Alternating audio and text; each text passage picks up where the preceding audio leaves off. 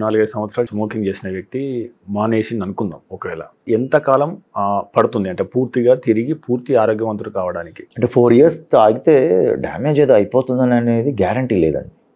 Intense smokers అయితే తప్ప. Probably let say ఒక 20 cigarettes per day 4 years తాగారంటే it's కొద్దిగా సిగ్నిఫికెంట్. 4 pack years అంటాం.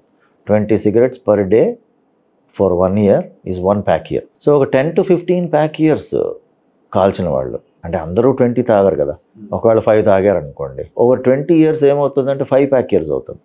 సో అట్లా క్యాలిక్యులేట్ చేస్తాం. అలా మనకి రిస్క్ ఆఫ్ సిఓపిడి ఇలాంటి lung problems, cancer, smoking index or pack ఇయర్స్ని బట్టి ఉంటుంది. సో ఎక్కువ నెంబర్ ఆఫ్ ప్యాక్ ఇయర్స్ తాగిన వాళ్ళకి ఎక్కువ ఛాన్సెస్ ఆఫ్ క్యాన్సర్, ఎక్కువ ఛాన్సెస్ ఆఫ్ లంగ్ ప్రాబ్లం అనేది ఉంటుంది అన్నమాట. 4 years తాగారు, ఎన్ని తాగారు?